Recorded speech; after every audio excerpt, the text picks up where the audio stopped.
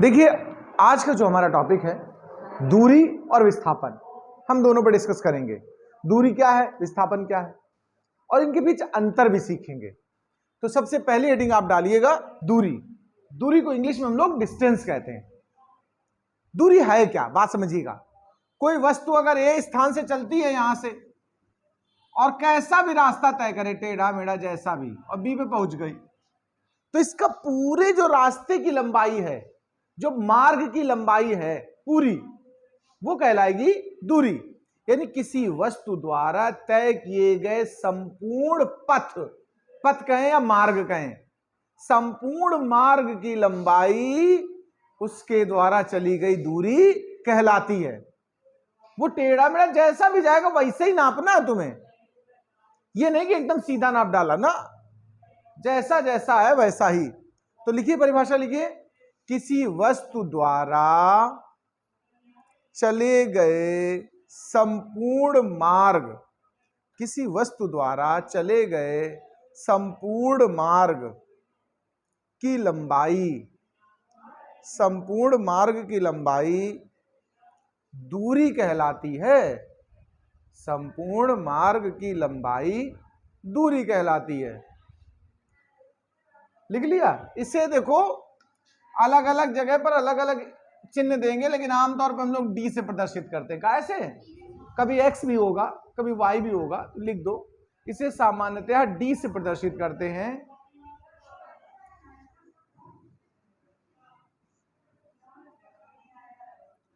अब बात आती है, देखिए दूरी का मात्रक क्या होगा।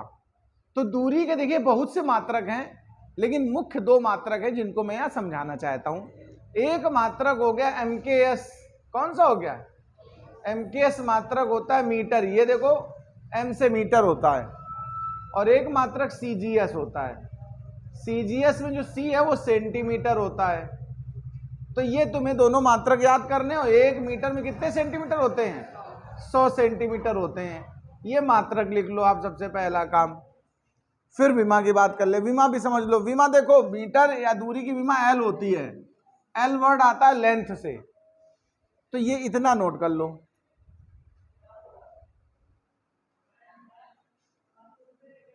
करते हैं कैसी राशि है, ये सदिश है या अदिश है। तो दूरी लिख लेना, एक अदिश राशि होती है। दूरी एक अदिश राशि है, यानी इसमें दिशा की आवश्यकता नहीं होती। नोट कर लीजिए, दूरी एक अदिश राशि होती है। अगला पॉइंट डाल दीजिएगा, विस्थापन के बारे में बात करेंगे। हेडिंग डालें विस्थापन। विस्थापन को इंग्लिश में कहते हैं डिस्प्लेसमेंट। चलिए डाल दीजिए विस्थापन, यानी कि डिस्प्लेसमेंट। अब डिस्प्लेसमेंट क्या है, हम इस पे बात करते हैं। ठीक है, विस्थापन होता क्या है। दूरी में मैंने कहा था पूरा पूरा रास्ता, पूरा पूरा मार्ग। विस्थापन में ऐसा नहीं है। विस्थापन में प्रारंभिक बिंदु और अंतिम बिंदु के बीच सीधी दूरी। ध्यान दीजिएगा, जैसे मान लीजिए हमने अभी कहा था यहां से चले, ऐसे गए ऐसे गए ऐसे गए, पता नहीं कैसे कैसे गए, और यहां पहुंच गए। ए से चले बी पे पहुंच गए, तो जो सीधा मार्ग होगा ये डायरेक्ट, ये कहलाएगा विस्थापन। हमें पूरा रास्ता नहीं तय करना, हमें सीधा रास्ता तय करना। या एक और समझ लो, एक बढ़िया उदाहरण बताते तुम्हें विस्थापन समझाने के लिए। मान लीजिए वृत्ताकार मार्ग में कोई वस्तु चल रही है और बिंदु ए से चलते चलते बिंदु बी पे पहुंच गई। जरा ध्यान देना, ये परिधि का आधा हिस्सा है कि नहीं, बताओ। इसको हम पाई आर कहेंगे। क्या कहेंगे भाई? पूरी परिधि कितनी होती है? 2 पाई आर। पूरी 2 पाई आर होती है, तो आधी क्या हो गई? पाई आर। और यहां कहीं केंद्र होगा, ये दूरी आर होती है और ये भी आर होती है। देखो केंद्र से, जानते हो कि नहीं जानते हो? व्यास कहते हैं इसको। क्या कहते हैं? व्यास। 2r होता है। होता कि नहीं होता है? अब यहां मैं पूछूं आपसे, दूरी कितनी तय की गई? दूरी कितनी है? तो जितना जैसा टेढ़ा मेढ़ा चल के है पूरा, तो दूरी हो गई पाई आर। दूरी कितनी हो गई? यहां पर दूरी हो गई पाई आर। लेकिन अगर मैं विस्थापन पूछूं तो सीधी दूरी होती है। सीधी माने यहां से डायरेक्ट। इससे सीधा कोई दूरी हो सकती, बताओ? सबसे सीधा रास्ता यही तो है। तो सबसे सीधी दूरी जो होती है वो यहां पर कितनी है? 2r। तो ध्यान देना, दूरी ये और विस्थापन ये। परिभाषा लिखिए विस्थापन की, लिखिए किसी वस्तु द्वारा प्रारंभिक बिंदु और अंतिम बिंदु, प्रारंभिक बिंदु और अंतिम बिंदु के मध्य चली गई सीधी दूरी को विस्थापन कहते हैं, विस्थापन कहते हैं। डाल दिया भैया, विस्थापन कहते हैं। ओके, इसका मात्रक लिखो भाई, विस्थापन हो चाहे दूरी हो, मात्रक वही होंगे, तो मात्रक लिख दो मीटर या सेंटीमीटर। मात्रक क्या बनेंगे, मीटर या सेंटीमीटर, जो पुराने वाले में लिखा है तुमने दूरी में। और विमा भी वही होती है, देखो मात्रक भी मीटर हो गया या सेंटीमीटर हो गया, और विमा जब लिखोगे तो एल, विमा भी एल हो गई। हाँ, ये कैसी राशि है, ये सदिश है, यहां दिशा की आवश्यकता होती है। लिख लीजिए विस्थापन एक सदिश राशि है, विस्थापन एक सदिश राशि। सदिश माने स्केलर, वेक्टर। अदिश माने स्केलर था और सदिश माने वेक्टर, ये वेक्टर क्वांटिटी होती है, वेक्टर का उदाहरण है ये। एक बात मैं समझा दूं, आप हो सकता है अभी सोच रहे हो कि दिशा बिना दिशा मतलब क्या है। देखिए, हम अगर यहां से दिल्ली की दूरी पूछे तुमसे तो आप कह दोगे 444 किलोमीटर, बस खत्म खेल। लेकिन हम दिल्ली का मार्ग पूछे, रास्ता पूछे, दिल्ली जाना है मुझे भैया, तो आप बताओगे, कैसे बताओगे कि भैया पहले इतना किलोमीटर जाओ सीधा, फिर बाएं मुड़ जाना, फिर इतने किलोमीटर चले जाना, फिर एक टर्न आएगा, फिर दाएं मुड़ना है, ऐसा होता कि नहीं, फिर एक थोड़ा ऊंचा मार्ग आएगा, उस पर चढ़ाई पे चढ़ जाना। ये जो ऊंचा नीचा, लेफ्ट राइट, बायां दायां बोल रहे हैं ना ये सब चीजें जो बोली जाती हैं, ये दिशाएं हैं कि नहीं। उत्तर की ओर मुड़ना, दक्षिण की ओर मुड़ना, पूरब में मुड़ जाना, पश्चिम मुड़ जाना, ये सब क्या है, दिशाएं हैं। और फिर इतने किलोमीटर चलना, तो देखिए दिशा के साथ अगर आप बता रहे हो दूरी तो विस्थापन बन रही है, और बिना दिशा के बताओ तो वो क्या हो गई, दूरी। अब अगर हमें दिल्ली का मार्ग बताएं और ये ना बताएं कि किधर मुड़ना है, हम कहें पहले 100 मीटर जाओ, फिर 500 मीटर जाओ, फिर 10 किलोमीटर जाओ, फिर 20 किलोमीटर जाओ, और ये ना बताएं मुड़ना किधर है तुम्हें, तो क्या आप दिल्ली पहुंचोगे, पता नहीं दिल्ली की जगह कहां पहुंच जाओ, है ना। क्योंकि फिर अपने आप मुड़ोगे या मुड़ोगे नहीं तो सीधा धोके चले जाओगे, खेत खलिहान सब पार करते हुए। होगा ऐसा कि नहीं, बताओ। तो विस्थापन सदिश राशि, यानी दिशा बतानी पड़ती है उसमें साथ में, लेकिन दूरी अदिश राशि, उसमें दिशा बताने की कोई जरूरत नहीं, ठीक है, सीधे मान बताना होता है। उदाहरण करके इसको लिख लो, ये उदाहरण है दूरी का भी और विस्थापन का, दोनों का संबंधित उदाहरण है। ये दोनों का एक साथ उदाहरण बता दिया हमने, उदाहरण नोट कर लो। में एक लाइन लिख लीजिएगा, मैं बोलता हूं, डायग्राम तो यही पूरा बनाना है इतना, इसमें लिख लीजिएगा, यदि कोई वस्तु, उदाहरण के अंदर ही लिखना है, यदि कोई वस्तु वृत्ताकार मार्ग में बिंदु ए से, यदि कोई वस्तु वृत्ताकार मार्ग में बिंदु ए से बी तक गति करे, यदि कोई वस्तु वृत्ताकार मार्ग में बिंदु ए से बी तक गति करे, तो उसके द्वारा चली गई दूरी बराबर पाई आर, उसके द्वारा चली गई दूरी बराबर पाई आर, जबकि विस्थापन बराबर 2r, विस्थापन बराबर 2r, ये ऐसे। अब जरा मैं थोड़ा सा इसमें अंतर बताना चाहता हूं कि दूरी और विस्थापन में अंतर क्या है, बहुत लोग पूछते हैं। तो हेडिंग डाल लो आप, दूरी तथा विस्थापन में अंतर। अंतर के लिए आप एक ऐसे लाइन खींच दो, एक तरफ लिख दो दूरी और दूसरी तरफ लिख दो विस्थापन। आइए जरा समझते हैं, एक पहले हम उदाहरण समझाएंगे आपको, एक एग्जाम्पल बताएंगे। जैसे आपका मान लीजिए घर स्कूल से 4 किलोमीटर दूर है, आपका घर स्कूल से कितनी दूर है, 4 किलोमीटर दूर है। आप पहले घर से स्कूल गए, ये मान लीजिए आपका घर है, होम, और ये मान लीजिए आपका स्कूल है, और ये दूरी कितनी है? 4 किलोमीटर है। आप घर से चले सीधा, एक ही रोड पे दोनों स्थित है, मान लो सीधे रास्ते पे स्कूल पहुंच गए, तो दूरी कितनी चली आपने? 4 किलोमीटर। अब मैं पूछूं विस्थापन कितना हुआ? सीधी दूरी को बोलते हैं विस्थापन। सीधी दूरी भी तो वही है, कोई अंतर आया? तो दूरी भी 4 है, विस्थापन भी 4 है।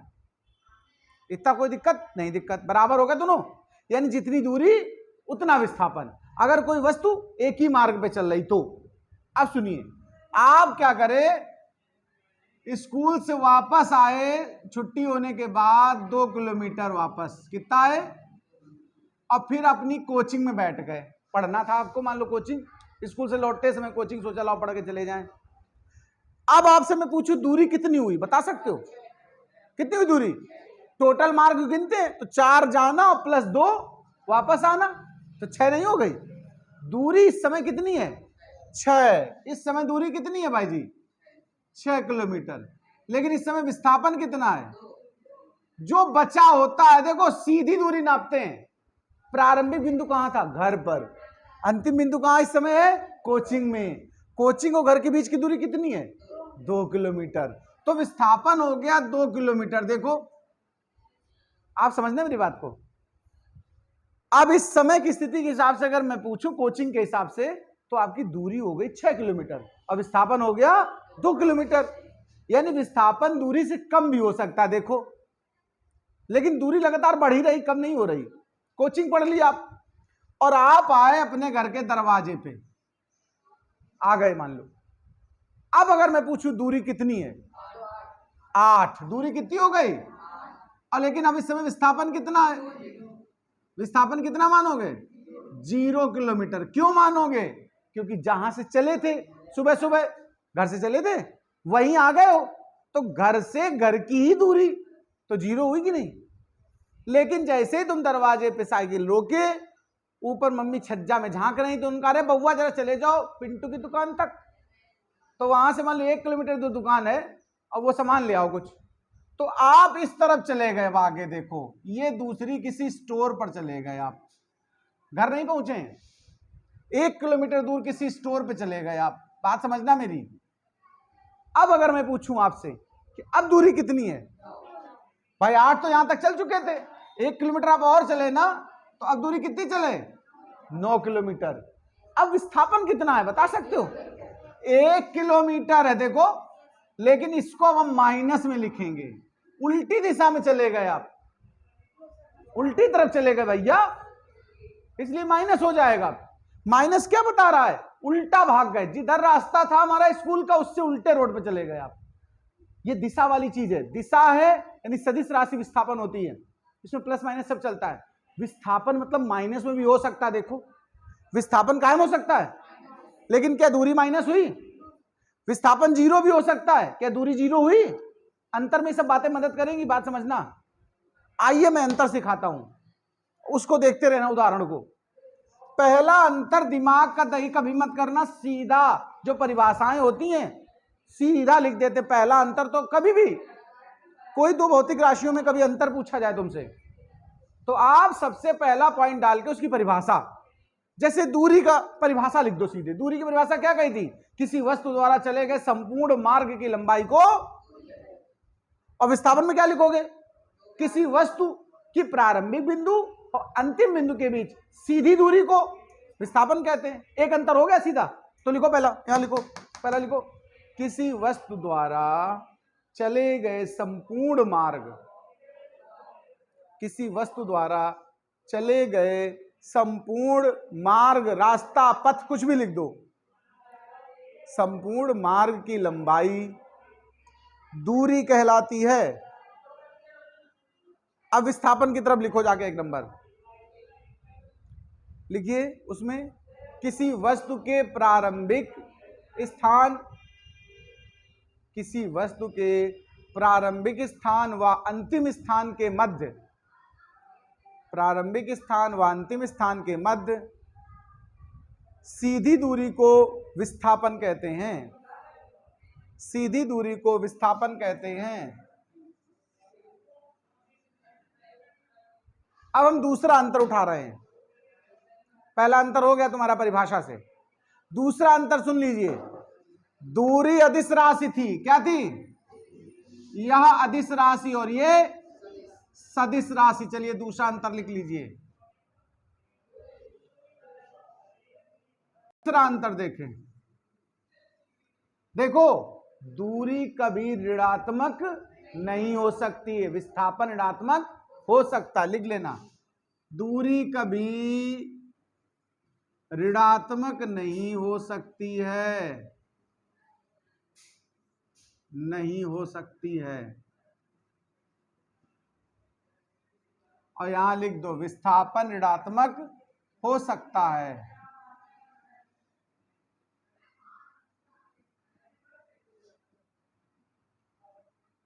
अब चौथा अंतर, क्या दूरी शून्य हो सकती है? दूरी शून्य, अगर वस्तु गति कर रही तो दूरी कभी शून्य होगी ही नहीं, चाहे घर लौट के आ जाओ फिरो, लेकिन विस्थापन शून्य हो सकता है। चौथा अंतर लिखिए यहां पर, दूरी शून्य नहीं होती है, शून्य नहीं होती है। और विस्थापन में लिख दो यह शून्य हो सकता है, यह शून्य हो सकता है। पांचवा अंतर, ध्यान देना, विस्थापन का मान या तो दूरी के बराबर होगा या दूरी से कम होगा, कभी विस्थापन बड़ा नहीं हो सकता। देखो यहां पहले रास्ते में जब यहां से यहां सीधे गए थे तो दूरी भी 4 थी, विस्थापन भी 4 था। इसके बाद कभी विस्थापन ने दूरी को क्रॉस किया क्या? बताओ, विस्थापन हमेशा कम ही रहा दूरी से। यानी कभी भी ध्यान रखना, विस्थापन बड़ा नहीं हो सकता है दूरी से, दूरी बड़ी हो सकती है। यानी विस्थापन सदैव दूरी से कम होगा या बराबर होगा। ज्यादा से ज्यादा कितना होगा? बराबर। अधिकतम कितना हो सकता है? बराबर। तो इसमें लिखिए दूरी वाले में, दूरी सदैव विस्थापन से बड़ी या बराबर होगी। दूरी सदैव विस्थापन से बड़ी या बराबर होगी। और इस तरफ लिखो, विस्थापन दूरी से सदैव छोटा या बराबर होगा। ऐसे ऐसे भी लिख सकते, तरीका ये है, देखो विस्थापन या तो छोटा होगा दूरी से, देखो इसको पढ़ते हैं विस्थापन छोटा है दूरी से, और बहुत ज्यादा कह सकते हो तो क्या कह सकते हो? बराबर।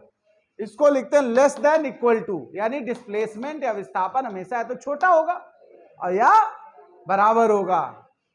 तो ये चीज, ये अंतर लिख पाए? बताओ। अच्छा, कोई डाउट किसी को? इतने अंतर पर्याप्त है दूरी और विस्थापन में।